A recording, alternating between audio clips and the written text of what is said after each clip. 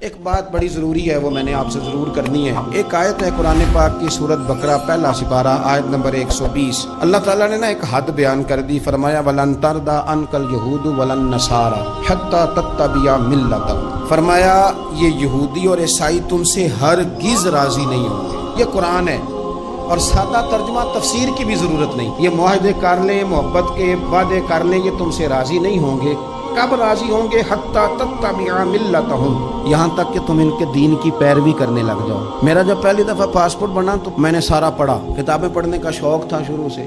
اس کے ہر صفحے پہ لکھا ہے کہ سوائے اسرائیل کے، یعنی آپ پوری دنیا میں یہ سبز ہلالی پاسپورٹ لے کے جا سکتے ہیں، خبردار اسرائیل آپ یہ پاسپورٹ لے کے نہیں جا سکتے۔ یعنی اتنی نفرت کسی ملک سے کہ اس پر لکھ کے چھاپ دیا ہر صفحے پر کہ یہ پاسپورٹ سوائے اسرائیل کے ہر ملک کے لیے کارآمد ہے۔ میرا سوال ہے عرب کے ان لیڈروں سے جنہوں نے اسرائیل کے ساتھ معاہدہ کیا، مجھے بتاؤ تمہیں فلسطین کی بیٹیاں بھول گئی نا ساری کی ساری؟ تمہیں وہ ماں بھول گئی نا جو مسجد اقصیٰ کے دروازے پہ کھڑی ہو کے چیخیں مارتی تھی اور کہتی تھی کوئی علی کو خبر کرو کہ میری بچیاں قید میں ہیں؟ اور بھول گئی؟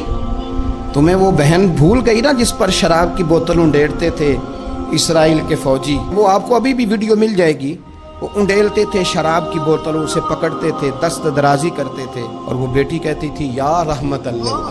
بھول گیا تمہیں وہ سارا کچھ؟ تم نے ایک منٹ لگایا اور تم معاہدہ کس سے کروا رہے ہو؟ امریکہ کے صدر سے؟ اتنا ظلم کیا تم نے، اتنا قاتل کے ساتھ معاہدہ؟ کیا سمجھتے ہو فلسطین والوں کا کوئی والی وارث نہیں؟ سنو، میرے رسول کریم صلی اللہ علیہ وسلم نے فرمایا میرا کوئی مالدار امتی دنیا سے چلا جائے، پیسے جائیدادیں چھوڑ کر، نبی پاک صلی اللہ علیہ وسلم نے فرمایا مسلمان ایک جسد واحد کی طرح، ایک جسم کی طرح، ایک حصہ تکلیف میں ہو تو دوسرا اس کی درد محسوس کرتا ہے۔ انسان کے وجود کے اندر سب سے قیمتی اس کا دماغ ہوتا ہے، اسی سے سوچتا ہے، اسی سے وہ عمل کرتا ہے، اسی سے منصوبہ بندی کرتا ہے، اسی سے وہ مومن ہوتا ہے، اسی سے معاذ اللہ کافر ہوتا ہے۔ اور وجود کے اندر جس کو درجے کے لحاظ سے بولنے میں بعض اوقات کم درجہ سمجھا جاتا ہے وہ پیر ہوتے ہیں۔ اور تو میری ٹھوکر کے بھی قابل نہیں، میں تجھے جوتے کی نوک پہ، پیر کی نوک پہ بھی نہیں سمجھتا۔ ہم یہ کہتے ہیں محاورتاً کہ تو پیروں کے قابل بھی نہیں، یعنی سب سے اعلیٰ درجہ دماغ کو دیا، دل کو دیا، اور سب سے ہلکا درجہ پاؤں کو دیا۔ لیکن مجھے بتلائیے گا اگر کبھی پاؤں کی سب سے چھوٹی انگلی چھنگلیا، چیچی، اس پہ اگر کبھی زخم لگ جائے تو جسم کا سب سے اعلیٰ حصہ دماغ ہے، دماغ نے کبھی یہ کہا ہے کہ چھوڑو یہ تو سب سے نچلا درجہ ہے، نہیں جانا ڈاکٹر کے پاس، اتنا ٹائم کہاں ہے، رہنے دو، چھوٹی سی تو انگلی ہے، خیر ہے؟ ایسا کبھی ہوا ہے؟ دماغ فوراً کہتا ہے کہ باقی کام بعد میں کریں گے، پہلے ڈاکٹر کا پتہ کرو، اس کو مرہم پٹی کراؤ، کیونکہ اسے پتہ ہے کہ اگر یہاں درد رہی تو باقی جسم میں بھی درد رہے گی۔ اور یہ بھی پتہ ہے دماغ کو کہ اگر میں نے یہاں علاج نہ کرایا انگلی کا تو کہیں پیر بھی سارا زخمی نہ ہو جائے، اور اگر پیر کا علاج نہ کرایا تو ٹانگیں اور باقی وجود تک بھی زخم نہ آ جائے۔ لہذا دماغ جلدی فیصلہ کرتا ہے، ٹیسٹ کرانے کا، چیک اپ کرانے کا، دوائی لینے کا، مرہم پٹی کا۔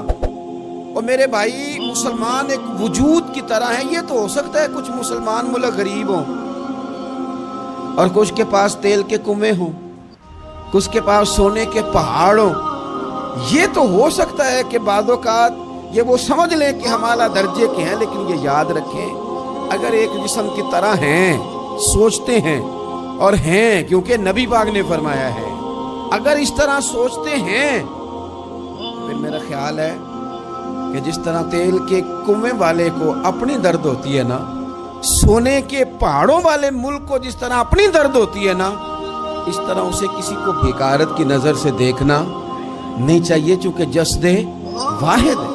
اور جسد واحد میں اگر کوئی درجہ بڑا بھی رکھتا ہو کہ جناب ہمارے پاس ایک بڑی جگہ ہے، متبرک جگہ ہے، ہم بڑے ہیں، تو آپ بڑے ہیں، لیکن بڑا دماغ ہی یہ فیصلہ کرتا ہے کہ بھئی وہ چھوٹا سا پیر کا حصہ زخمی ہے، جلدی کرو، علاج کراؤ۔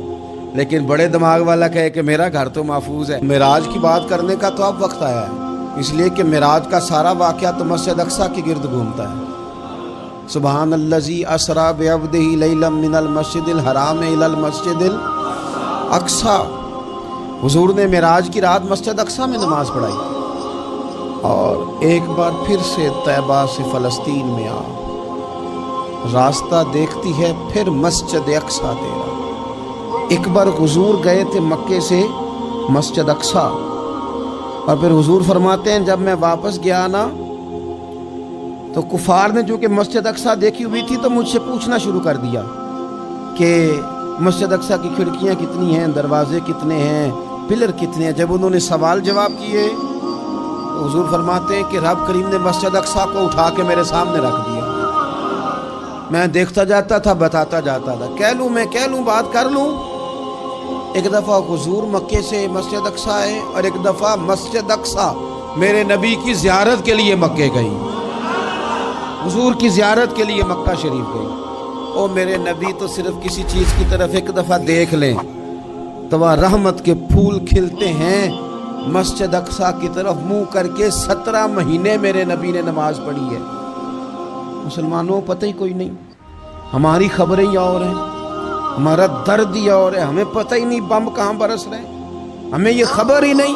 اور میں اس دور میں تقریریں کر رہا ہوں جہاں سوتوں کو جگانا نہیں پڑتا، جاگتوں کو جگانا پڑتا ہے۔ سیانے لوگوں کو سمجھانا ہمارے ذمہ لگ گیا، کیا کرے؟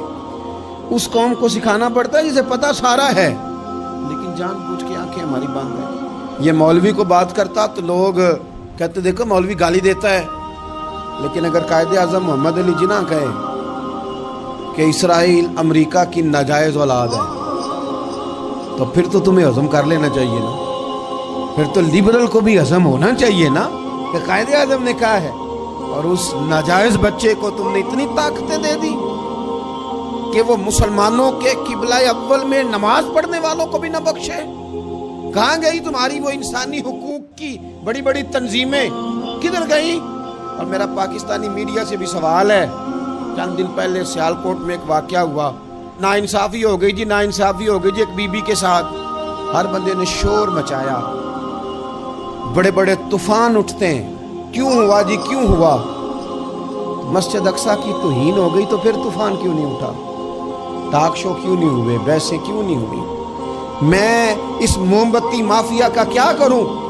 ان لبرل لوگوں کا کیا کروں؟ ان کے سپورٹروں ووٹروں کا کیا کروں؟ ان سیاسی جماعتوں کے کارکنوں کو کیا نام دوں کہ جو ان فضول بحثوں میں تو وقت ضائع کرتے ہیں، اور وہ مسجد اقصیٰ جس کے بارے میں میرے نبی پاک صلی اللہ علیہ وسلم سے ایک صحابیہ نے پوچھا تھا، یا رسول اللہ مسجد اقصیٰ میں نماز پڑھنا کتنا کو بہتر ہے باقی نمازوں کے مقابلے میں؟ تو حضور نے فرمایا 1000 گنا بہتر ہے۔ بی بی عرض کرنے لگی، سونیا میں جا تو نہیں سکتی، دل بڑا کرتا ہے۔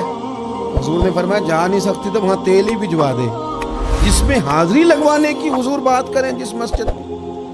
اور نبی پاک علیہ السلام نے فرمایا خاص کر کے سفر کرنا ہوا تو 3 مسجدوں کے لیے کرنا، ایک مسجد حرام بیت اللہ کے لیے، ایک مسجد نبوی کے لیے، اور تیسرا مسجد اقصیٰ کے لیے۔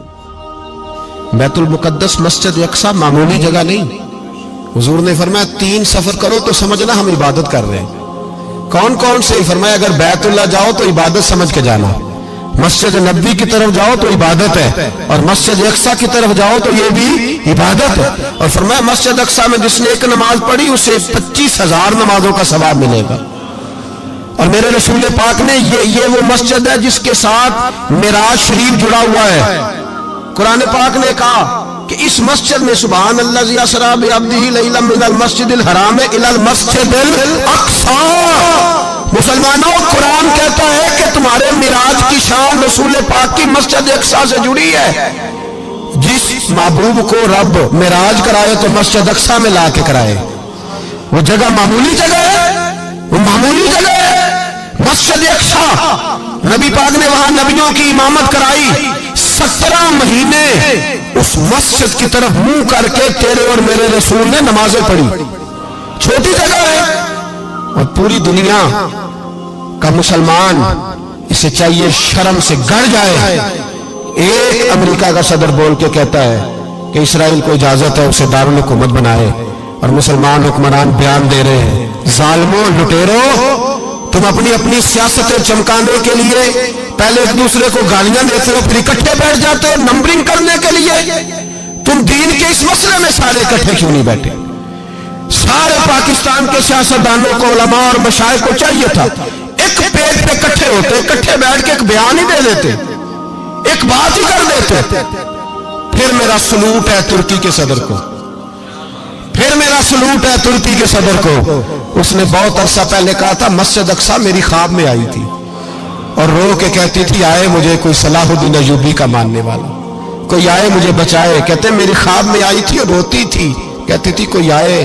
اور ایک شاعر نے کہا مسجد اقصی نبی پاک کو بھی بلاتی ہے، کہتی ہے ایک بار پھر طیبہ فلسطین میں آ، راستہ دیکھتی ہے پھر مسجد اقصی تیرا، ایک بار پھر سے طیبہ سے فلسطین میں آ، راستہ دیکھتی ہے پھر مسجد اقصی تیرا۔ کوئی بولا ہے نہیں اتنا مقدس مقام، چھوٹے چھوٹے بیان، اور کہیں اکٹھے ہو جاؤ، میں بتاتا ہوں تمہیں مسئلے کا حل کیا ہے، میں بتاتا ہوں۔ دو کام کرو، ایک کام وہ کرو جو حضرت سلمان فارسی نے کیا تھا، سنو سنو حل سنو مسئلے کا، میں چھوٹا آدمی ہوں پر حل سنو مسئلے کا۔ زندگی میں ایک کام مسلمان کر لے، جٹ بن کے، بھٹ بن کے، رائی بن کے، پاکستانی، مصری، سعودی بن کے بڑا جی لیا۔ ایک کام وہ کرے جو حضرت سلمان نے کیا تھا۔ جب ایک کافر نے پوچھا آپ کا نام کیا ہے تو فرمایا میرا نام اسلام ہے۔ بولیے سارے میرا نام، کہا تمہارے باپ کا نام، فرمایا اسلام۔ دادا کا نام، کہا اسلام۔ پردادا کا نام، بازو تیرا توحید کی قوت سے کمی ہے، اسلام تیرا دیس ہے تو مصطفی ہے۔ ایک کام وہ کرو جو حضرت سلمان نے کیا تھا۔ کافر جب پوچھے تو کہو ہم سارے اسلام ہیں، ہم سارے کیا ہیں، ہم پہلے مسلمان ہیں، باقی بعد میں کچھ اور چیز۔ دوسرا کام وہ کرو جو حضرت امیر معاویہ نے کیا تھا۔ سن لو یہ حال ہے اس مسئلے کا، سنو۔ حضرت مولا علی شیر خدا رضی اللہ تعالیٰ عنہ اور جناب امیر معاویہ کی جنگ ہو رہی تھی، لڑائیاں ہو رہی تھی، اختلافات تھے، فوجیں بیٹھی تھی۔ حضرت مولا علی اور جناب امیر معاویہ کی جنگ ہو رہی تھی تو روم کے بادشاہ نے، عیسائی بادشاہ نے حضرت علی کو خط لکھا کہ میں تیرے اوپر حملہ کرنے والا ہوں۔ خط لکھا نا حضرت علی کو، تو جواب حضرت امیر معاویہ نے دیا۔ چاہیے تھا نا مولا علی جواب دیتے، حضرت امیر معاویہ بولے اور بول کے کہنے لگے اور روم کے کتے، ہم گھر میں جتنا مرضی لڑے، یہ نہ سمجھنا تو علی پہ حملہ کرے گا تو میں تماشا دیکھوں گا۔ فرمایا تو علی پہ حملہ کر تو صحیح، علی سپہ سالار ہوگا اور امیر معاویہ اس کا سپاہی ہوگا۔ گھر میں جتنا مرضی لڑے پر رسول اللہ کے نام پہ ہم اکٹھے ہو جایا کرتے، یہ رسول اللہ کا دین ہے، اس پہ ہم اکٹھے ہیں، یکجان ہیں۔ فرمایا علی سپہ سالار ہوگا اور امیر معاویہ سپاہی ہوگا، اکٹھے نکلیں گے اور کفر کو بتائیں گے کہ اگر تم مسلمانوں کی طرف دیکھو گے پھر ہم یکجان ہیں، پھر ہم، بولیے پھر ہم گنبد خضرا کے سائے تلے ایک ہیں، ایک ہیں، ایک تھے اور ایک رہیں گے۔ اس لیے یہ دو کام اگر مسلمان کرے، دو کام، ٹھیک ہے اختلاف ہو گئے، بڑا کچھ ہو گیا، لیکن ان سے کہیں کہ جب تم آؤ گے تو پھر ہمیں علیحدہ نہیں پاؤ گے، پھر ہمیں تم اکٹھے پاؤ گے، اکٹھے میدان میں نکلیں گے۔ اور کوئی اتنی لمبی چوڑی بات نہیں، میں کیا کروں، میرا تو آئیڈیل بنتا جا رہا ہے طیب اردگان۔ عجیب بات ہے نا کہ اس کے پاس اپنی طاقت آپ سے کمزور ہے، آپ کی تگڑی ہے، اس کے پاس جو فوجی طاقتیں ہیں وہ اپنی جگہ پر، آپ کی فوجی طاقتوں کا لوہا مانتی ہے دنیا، لیکن پھر مجھے کہنے دو نا، میدان میں بندہ ایٹمی طاقت سے نہیں لڑتا، ایمان کی قوت سے لڑتا ہے۔ اور بول اٹھا ہے نا، کیا کر لیا اس نے اپنی پارلیمنٹ سے خطاب کیا ہے، مطالبہ ہے، علماء سے گزارش ہے، مشائخ سے گزارش ہے، ہر مکتبہ فکر کے آدمی سے گزارش ہے، علماء اور سیاستدانوں سے اپیل ہے کہ پارلیمنٹ کا مشترکہ اجلاس بلائیں، مشترکہ، اس میں ہر سیاسی جماعت کا لیڈر بیٹھے اور اکٹھے بیٹھ کے ان کو یہ میسج دیں کہ بازو تیرا توحید کی قوت سے قوی ہے، اسلام تیرا دیس ہے تو مصطفی، اور ان کو بتائیں کہ ہزاروں قومیں وجود میں آئیں، دہر میں خشک تر کے رشتے سے ہم نے بنیاد دوستی رکھی، یاد خیر البشر کے رشتے سے۔ مسلمان ہی نہیں ہوتا۔ صلاح الدین ایوبی اپنے خیمے میں بیٹھے ہیں تو ایک بی بی آ گئی، اس قبیلے کا کوئی شخص مسلمان نہیں ہوتا، بی بی آئی، آگے کہنے لگی میرے 4 بیٹے جنگ میں کھو گئے، چھوٹے چھوٹے بچے جنگ میں کھو گئے، مل نہیں رہے۔ فوجیوں کو حکم دے مجھے میرے بچے تلاش کر کے دیں۔ صلاح الدین ایوبی نے جج پر سر پہ امامہ باندھا، نیزہ پکڑا، سینے بند باندھا، اپنے جبے کو سمیٹا اور بات کہنے لگی تو کدھر جا رہا ہے؟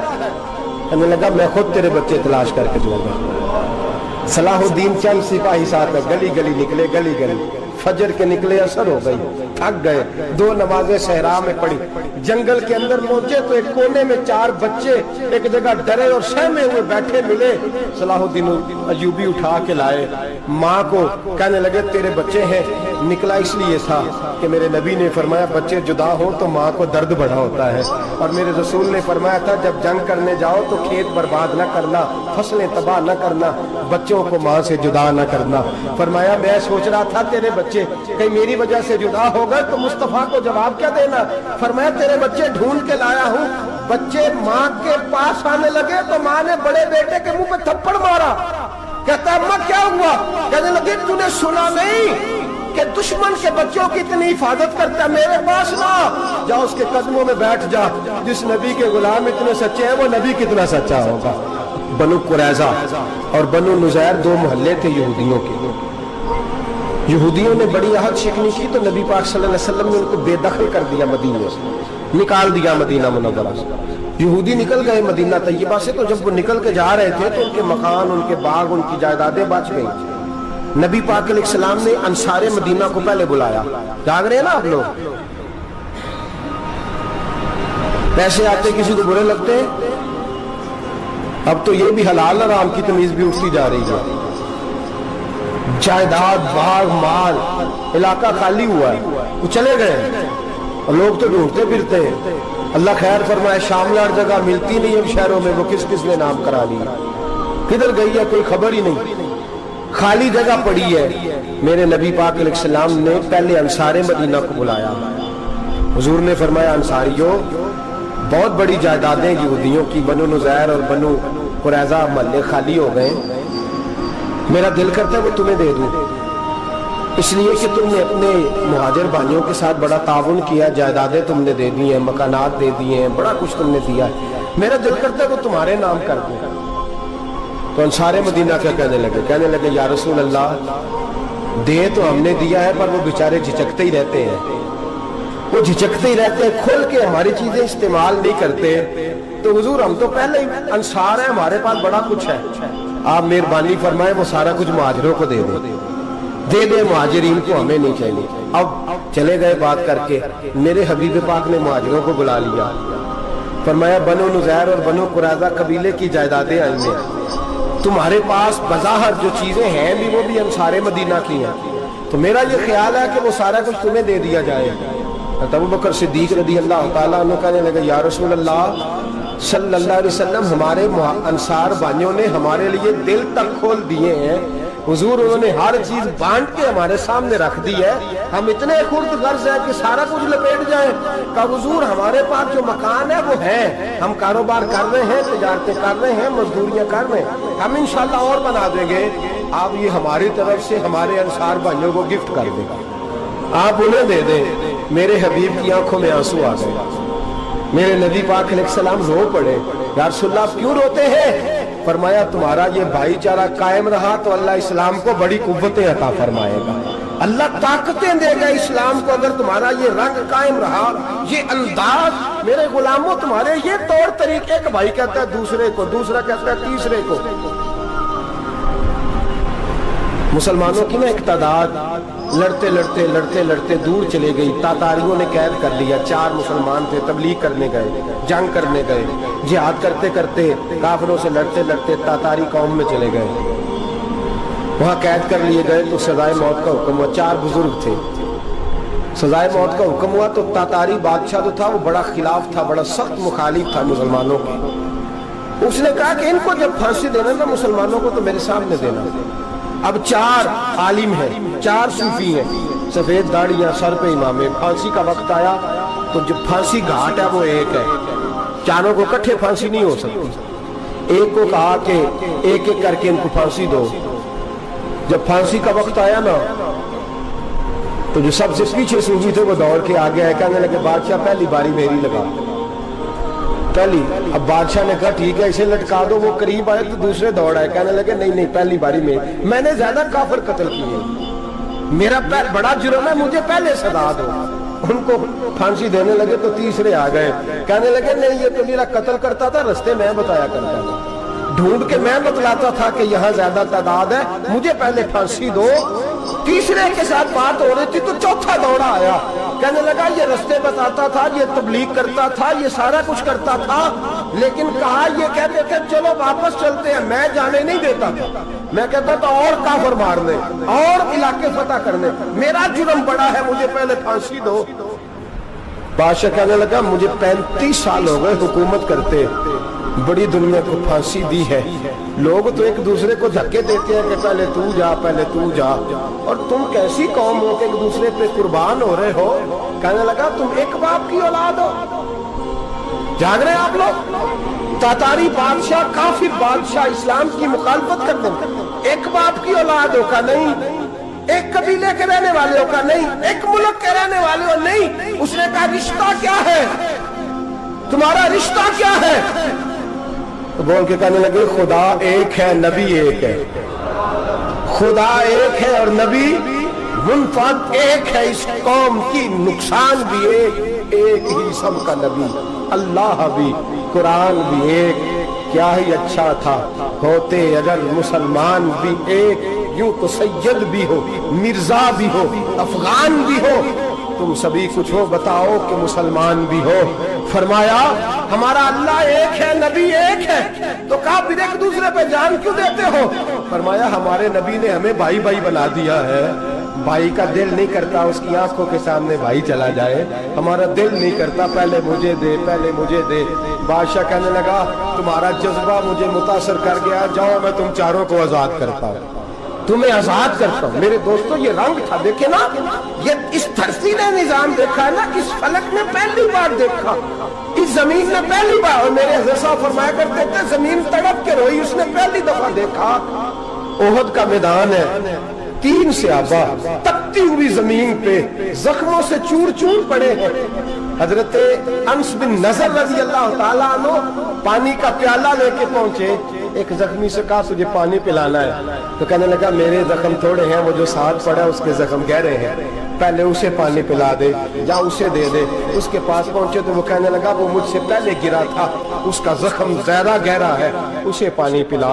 तीसरे के पास गए तो कहने लगा चौथा तड़प ज्यादा रहा है, उसकी उम्र ज्यादा है, मैं तो जवान हूँ बर्दाश्त कर लूँ, बुढ़ापे की वजह से निढाल हो गया, पहले उसे पानी पिला।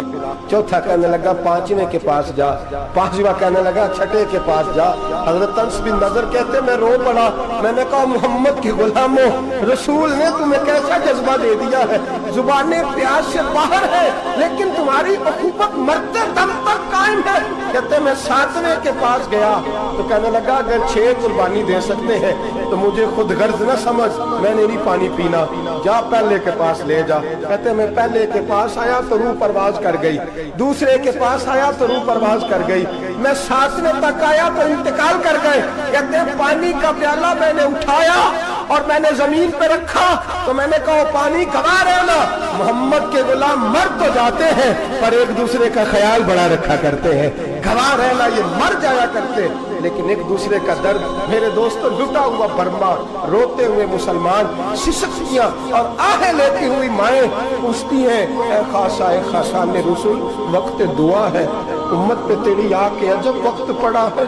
वो दीन जो बड़ी शान से निकला था वतन से, परदेश में वो दीन आज गरीबुल गुरबा है। फरियाद है ए कश्ती ये उम्मत के निगहबां, बेड़ा ये तबाही के करीब आने लगा है। और क्या खूबसूरत जुमले कहे थे कि नबी पाक सल्लल्लाहु अलैहि वसल्लम ने, हुजूर ने फरमाया था मेरा मोमिन एक जान की तरह होता है, एक जान की तरह होता है, एक को तकलीफ हो जिस्म के एक हिस्से को सारा हिस्सा परेशान होता है। फरमाया ये एक मकान की तरह है, एक ईंट दूसरी ईंट को मजबूत करती है। फरमाया ये मजबूत लोग हैं, ये मजबूत लोग। हजरत उमर फारूक का जमाना है, एक आदमी ने सीरी भेज दी एक घर में बतौर तोहफा, कहत का जमाना था, गोश्त मिलता नहीं था, जानवर, एक आदमी ने सीरी भेज दी एक आदमी के घर में। उसने क्या किया, उसने अपनी बीवी से कहा हमारी तो खैर है, साथ वाला पड़ोसी ज्यादा गरीब है, उधर न भेज दे। यहाँ गंदम अमीर शहर की होती रही खराब, और बच्ची किसी फकीर की फाकों से मर गई। कहा साथ वाले पड़ोसी के घर से मैं कई दिनों से भूख की आवाज है, वहां भेज दे। उसके घर गई तो उसकी बीवी शौहर को मशवरा देती है, कहती है मेरे बच्चे तो दलेर है, साथ वाले के छोटे हैं, वो गुजारा नहीं, उधर न भेज दे। उधर गई।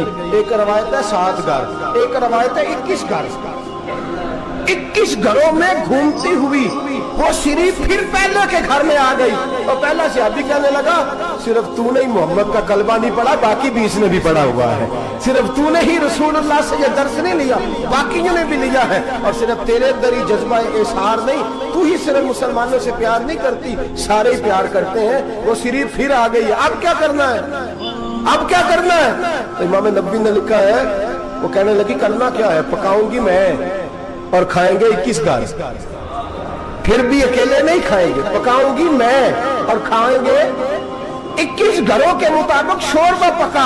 और फिर बर्तन में डाल के वो बीबी एक घर का दरवाजा खटखटाती है, कहती है मुस्तफा के गुलामों निकलो बाहर और खाओ, इसलिए कि जिस नबी ने मुझे प्यार का हुक्म दिया उसी ने तुम्हें भी प्यार करना सिखाया है। ये रंग चश्मे फलक ने सिखाया है।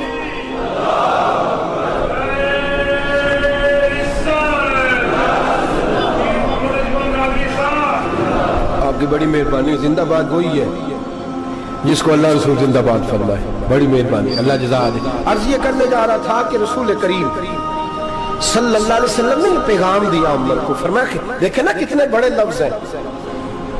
ये नहीं फरमाया दोज़ख में जाएगा, ये नहीं फरमाया कि उसे जहन्नम की सजा मिलेगी। मेरे नबी ने फरमाया मैं उसे मोमिन मानता ही नहीं, मैं उसे मुसलमान अपना मानता ही नहीं। हुजूर किसे?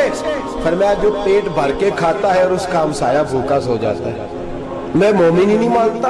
सजा तो तब मिलेगी ना कि जब मैं किसी सजा का ऐलान करूं, मैं मानता ही नहीं तो मेरा है ही नहीं, खुद पेट भर के खा रहा है, हमसाया उसका भूखा, मैं नहीं मानता। इन्नमल मुमिनूना इख्वा, मोमिन भाई भाई, मैं मानता ही नहीं उसे। और मेरे हबीब पाक इतने बड़े लफ्ज हदीस में और कहीं नहीं मिलेंगे, आपको इतने बड़े जुमले कहीं नहीं मिलेंगे। मेरे नबी पाक ने फरमाया अल्लाह कहेगा क़यामत के दिन, कौन? इतने बड़े लफ्ज हदीसों में मिलते नहीं जितने ये हैं। हुजूर ने फरमाया रब फरमाएगा बंदे से कि मैं तेरे पड़ोस में भूखा था, तूने मुझे रोटी क्यों नहीं खिलाई? कौन कह रहा है? अल्लाह कह, मैं भूखा था तूने रोटी नहीं दी, मैं नंगा था तूने कपड़ा नहीं दिया, मैं प्यासा था तूने पानी नहीं पिलाया, मैं बीमार था तू तीमारदारी। या अल्लाह, ना तू खाता है, ना पीता है, ना कपड़ा पहनता है, ना तू बीमार होता है, ना ताखुज़ुश न तुम वला लो, तुझे बीमारी आती नहीं, ऊँग नींद नहीं आती, मेरे मालिक तू मेरे पड़ोस में था। हुजूर फरमाते हैं रब फरमाएगा वो जो बंदा तेरे पड़ोस में भूखा था तो बंदा तो मेरा ही था ना, वो जो बंदा तेरे पड़ोस में नंगा था तो बंदा तो मेरा ही था ना, वो जो तेरे पड़ोस में प्यासा तड़पता रहा तो वो मेरा ही बंदा था। तू दवाई लेने जाए तो बड़े अस्पताल में और उस बेचारे को 20 रुपए पर्ची के लिए मुयस्सर ना आए तो मेरा ही बंदा था। मेरे दोस्त ख्याल कर और याद रख, ये जो हमसाए ममालिक में जुल्म होते हैं, ज्यादतियां होती हैं, हमारे घर का पंखा अच्छा चलता है, हम जुलूस उस वक्त निकालते हैं जब हमारी लाइट बंद होती है, हम जुलूस उस वक्त निकालते हैं जब हमारा ऐसा जो हमें तंग करता है, हम उस वक्त दर्द महसूस करते हैं जब हमारे घर तक आग आ जाती है। ये जो बाहर आग जल रही है ये तेरे घर भी आ सकती है, ये जो बाहर फसाद हो रहा है ये तेरे दरवाजे तक आ सकता है। मेरे रसूल पाक ने एक जान, मुसलमान को एक जान करार दिया। मुझे बताइए, उंगली को कट लग जाए, मुसलमान एक जान है ना, उंगली को लग जाए कट, दिमाग कहता है मैंने नहीं सोचना इसके बारे में, मैंने इसके दर्द को महसूस ही नहीं करना, उंगली की दर्द है, उंगली जाने उसका काम जाने। ऐसे ही होता है ना। बोले पैरों से कहते हैं, उंगली कहती है चल डॉक्टर के पास, पैर कहते हैं नहीं मैंने नहीं जाना, उंगली का काम है उंगली जाए। ऐसे ही है ना। दिल से कहते हैं तू तड़प थोड़ा सा, उंगली को दर्द है, कहते मैं क्यों तड़पूं, उंगली का मामा, उंगली जाने उसका काम जाने। टेलीफोन करना है डॉक्टर साहब का पता करना है तो कान कहते हैं मैंने नहीं बात सुननी डॉक्टर साहब की, जुबान कहती है मैंने नहीं बोलना, उंगली जाने। ऐसा होता है। पैर एहतजाज करते हैं कि मैंने डॉक्टर के पास, मैं क्यों चक्कर खाता फिरूं डॉक्टर की दुकान की, उंगली को दर्द है उंगली जाने। ऐसा होता है भाई। मेरे रसूल पाक ने फरमाया मुसलमान एक जान है, तो दर्द बर्मा के मुसलमानों को हो रहा है तो पाकिस्तानी कह रहे हैं कोई बात नहीं, वो जाने उनका काम जाने। एक जान है ना, दर्द होना चाहिए, तकलीफ होना चाहिए। फट्टे पे बातें होती हैं इस मौजूद पे, اسمبلی پہ گفتگو ہوئی ہے اس موضوع پہ؟ آپ کی صوبائی اسمبلیاں اس موضوع پہ بولی ہیں؟ آپ کے کونسل اس موضوع پہ بولے؟ ہم تو اپنی اپنی سیاستیں، اپنے اپنے تماشے، اپنے اپنے چکروں میں لگے ہوئے ہیں۔ وہ دریا کے اندر سسکتے مسلمان، بنگالی کہتے ہیں ہمارے نہیں، برمی کہتے ہیں ہمارے نہیں، پاکستانی کہتے ہیں ہمارے نہیں، ترکی کہتے ہیں، وہ کس کے ہیں؟ وہ کس کے ہیں؟ وہ اللہ کے بندے ہیں، محمد عربی کے غلام ہیں صلی اللہ علیہ وسلم۔ لیکن میرے دوستو، کیا ہمیں کیا غرض ہے؟ وہ جانے، ان کا کام جانے۔ یہ جب تیرے پیروں تک آگ آئے گی پھر تجھے پتہ چلے گا یہ بڑی سخت آگ ہے۔ آج جس کافر نے برما پر عرصہ دراز تنگ کیا ہے، مسلمان تھوڑے تھوڑے مفاد لینے کی خاطر نا بنو عباس اور بنو امیہ کی جنگ چل رہی تھی۔ بنو عباس جو تھے وہ غالب آ گئے، بنو امیہ جو تھے ان کی حکومت ختم ہو گئی۔ تو عیسائیوں نے بنو امیہ سے کہا کہ ہم تمہارے ساتھ تعاون کرتے ہیں، ہم تمہارے ساتھ تعاون کرتے ہیں اور بنو عباس پہ غلبہ پا کے تمہیں حکومت دلاتے ہیں۔ بنو امیہ بڑی جدوجہد کر رہے تھے بادشاہی کے لیے، لیکن انہوں نے کہا کہ ہم لڑ رہے ہیں، کوشش کر رہے ہیں، لیکن ہمیں کسی کافر کی مدد کی ضرورت نہیں۔ ہم جتنا مرضی لڑیں لیکن کافروں کے ہاتھوں بنو عباس کو مروانے کو ہم تیار نہیں ہیں۔ میں خبردار، تمہارا آپس کا معاملہ ہے، ہم خود نمٹ لیں گے، تمہیں اجازت نہیں دیتے تم اندر کودو اور کود کر کے تم فسادات پیدا کرو اور مسلمانوں کے اندر تقسیم کرو۔ میرے دوستو، مسلمان کو سوچنا چاہیے، سوچ بڑی رکھنی چاہیے۔ گھر کی جنگ سے نکل آ، اب بہو ساس کے جھگڑے سے باہر آ جا، اب محلے کی سیاست چھوڑ کے باہر کا سوچ۔ اب اسلام کو تیری حاجت ہے۔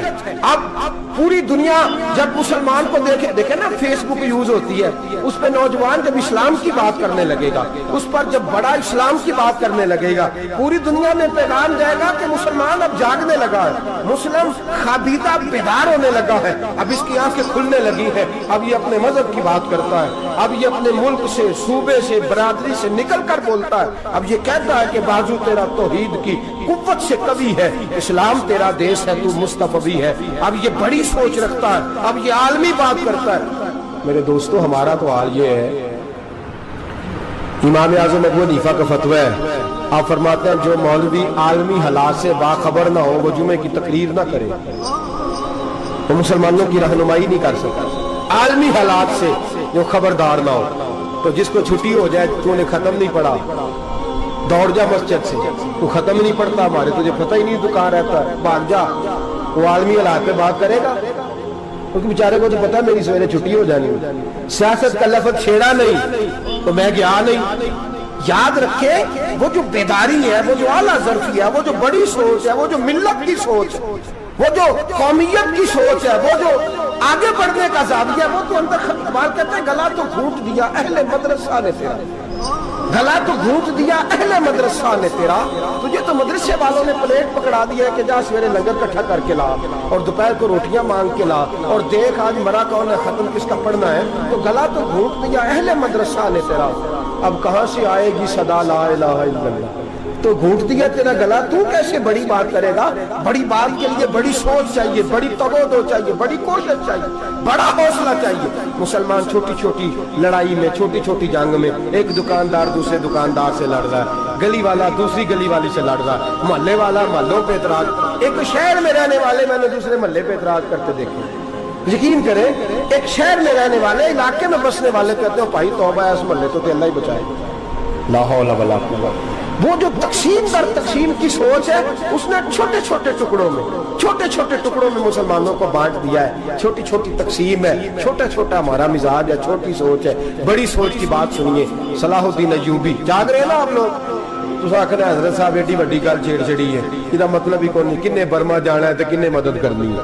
میں تو بھائی فریضہ سر انجام دے رہا ہوں۔ میرے نبی نے فرمایا برائی کو یا ہاتھ سے بدل، ہاتھ سے نہیں بدل سکتا تو زبان سے تو بولنا۔ تو میں معذور ہوں، کمزور آدمی ہوں، ہاتھ سے بدلنے کی طاقت نہیں رکھتا، تو دوسرے درجے پہ تو مجھے عمل کرنے دو نا۔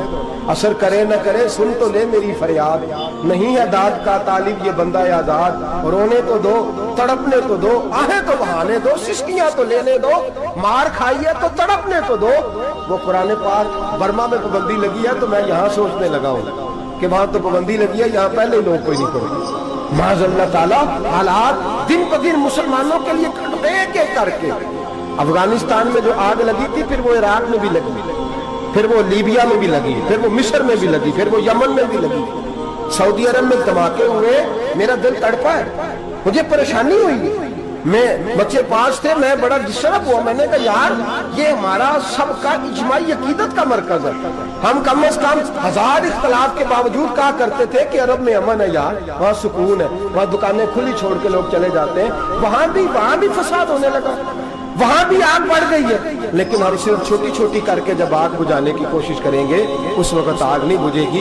जब हर आदमी अपने प्याले में पानी लेके आएगा, हर शख्स अपने घर की नल चलाएगा, हर शख्स नलका चलाएगा और पानी निकाल के ये आग बुझाएगा, तब ये आग बुझेगी। हर आदमी को किरदार सोच बड़ी करे, नजरिया बड़ा करे, मिल्लत की बात करे, मुसलमान होके सोचे, मुसलमान होके सोचे खुदारा निकले ये घर के झगड़ों से, थोड़ी देर के लिए अपने आप को बड़ा करे, बड़ी सोच आप बनाए। जब दोस्तियां लगाए, जराने लगाए, तो छोटे मोटे हिसाब से बचे। बाबा बुल्ले शाह साहब फरमाते कोरे वर्क किताब नहीं हुंदे, कोरे वर्क किताब नहीं हुंदे, पत्थर दिल गुलाब नहीं हुंदे।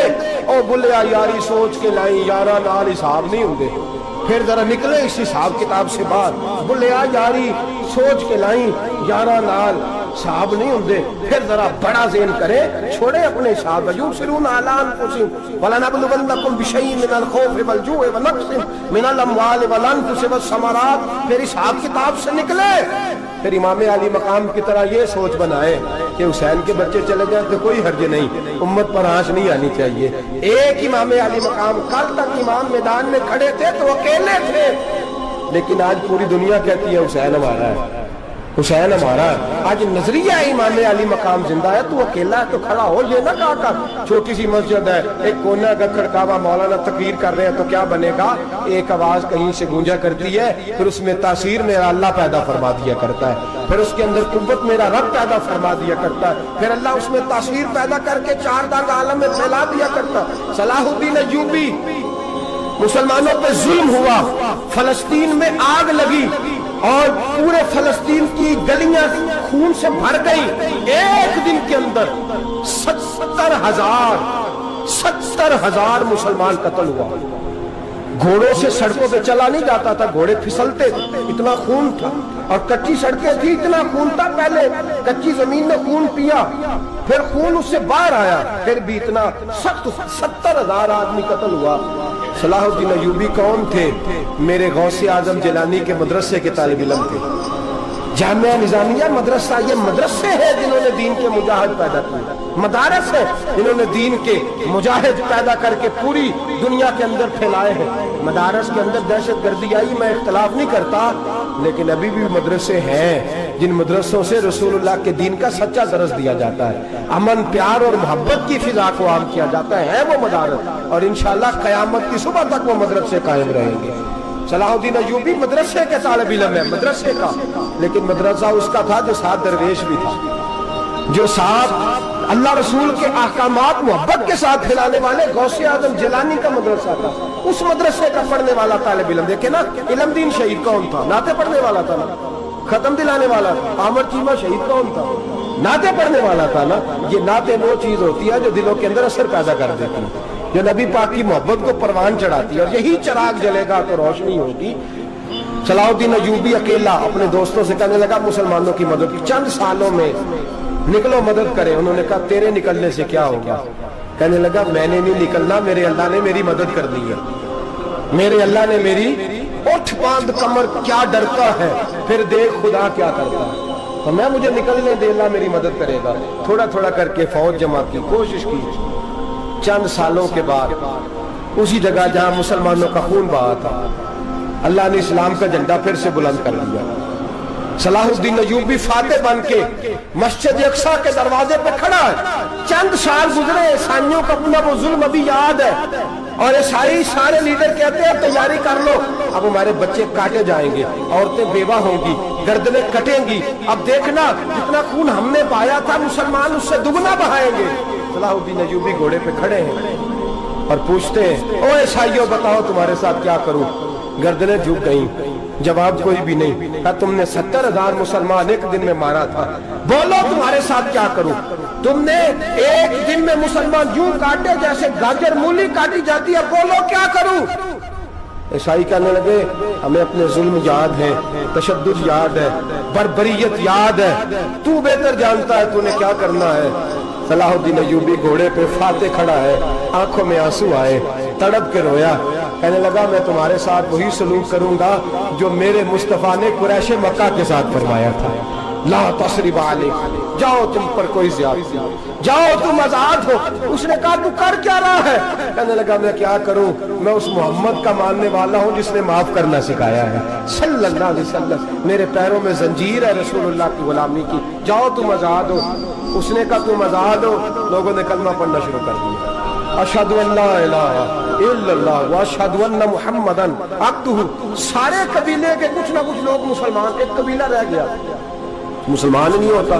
صلاح الدین ایوبی اپنے خیمے میں بیٹھے ہیں تو ایک بی بی آ گئی، اس قبیلے کا کوئی شخص مسلمان نہیں ہوتا۔ بی بی آئی، آگے کہنے لگی میرے 4 بیٹے جنگ میں کھو گئے، چھوٹے چھوٹے بچے جنگ میں کھو گئے، مل نہیں رہے، فوجیوں کو حکم دے مجھے میرے بچے تلاش کر کے دیں۔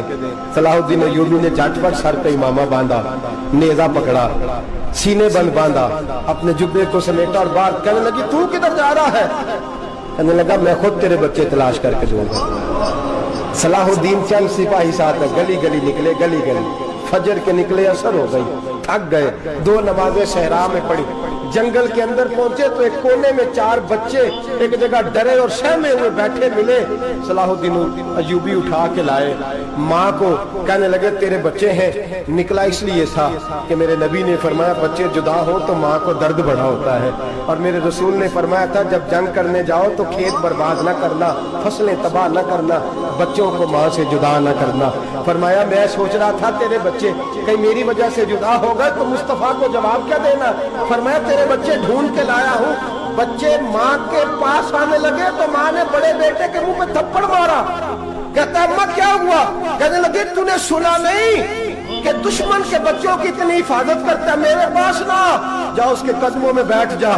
جس نبی کے غلام اتنے سچے ہیں وہ نبی کتنا سچا ہوگا، جس نبی کے نوکر اتنے کھڑے ہیں وہ نبی کتنا کھڑا ہوگا، جا کے کلمہ پڑھ لے۔ میرے دوست یہ اسلام ہے، اس نے غیروں کا درد بھی اپنے سینے میں رکھا۔ اقبال کہتا ہے سارے زمانے کا درد ہمارے ہی سینے میں ہے، برما کا مسلمان ہو یا عراق، لیبیا، افغانستان، کشمیر کا مسلمان ہو، میرے دوست وہ غیر نہیں ہے، وہ تیرا اپنا ہے۔ اس کا رنگ نہ دیکھ، اس کی بولی نہ دیکھ، اس کا قبیلہ اور علاقہ نہ دیکھ، دیکھ کہ وہ تیرے رسول کا کلمہ پڑھتا ہے، وہ دیکھ کہ وہ کعبے کی طرف منہ کر کے نماز پڑھتا ہے، دیکھ کہ تیرا اور اس کا نصاب زندگی قرآن ایک ہے۔ میرے دوست کچھ نہیں کر سکتا تو دعا تو کر دیا کر، کچھ نہیں کر سکتا تو التجا تو کر دیا کر۔ اللہ کے حضور یہ تو کہا کر کہ اللہ مسلمان جہاں بھی ہیں تو ان کی مدد فرما، اللہ مسلمان جہاں بھی ہیں تو ان کی غیبی امداد فرما۔ یہ دعا تو میرے دوستوں ضرور کیا کرو، سوچ بڑی کریں، جب بھی آپ بولیں، جب بھی آپ لکھیں، جب بھی کسی سے بات کریں تو بحیثیت مسلمان کے بات کریں، بحیثیت ایک نبی پاک کے غلام کی بات کریں، اپنی زندگی اس انداز میں ترتیب دیں کہ پہلے آپ مسلمان ہیں، اس کے بعد آپ کچھ اور ہیں، پہلے اسلام کی بات کریں، بڑی بات کریں، بڑے حوصلے کی بات کریں، پھر اسلام کو قوت ملے گی، پھر بیداری امت کو نصیب ہوگی۔ اللہ کریم برما کے مسلمانوں کو اپنی رحمت کی ٹھنڈی چھاؤں نصیب فرمائے، ہمیشہ مدحت خیر الانام میں گزرے۔ دعا ہے یہ عمر درود و سلام میں گزرے۔ آخر دعوانا ان الحمدللہ۔ پھر ایک بار وہی باداؤ جام ساکی، لا پھر ایک بار وہی باداؤ جام ساکی، ہاتھ آ جائے مجھے، ہاتھ آ جائے مجھے، میرا مقام ساکی، لا پھر ایک بار وہی باداؤ جام ساکی۔ 300 سال سے ہیں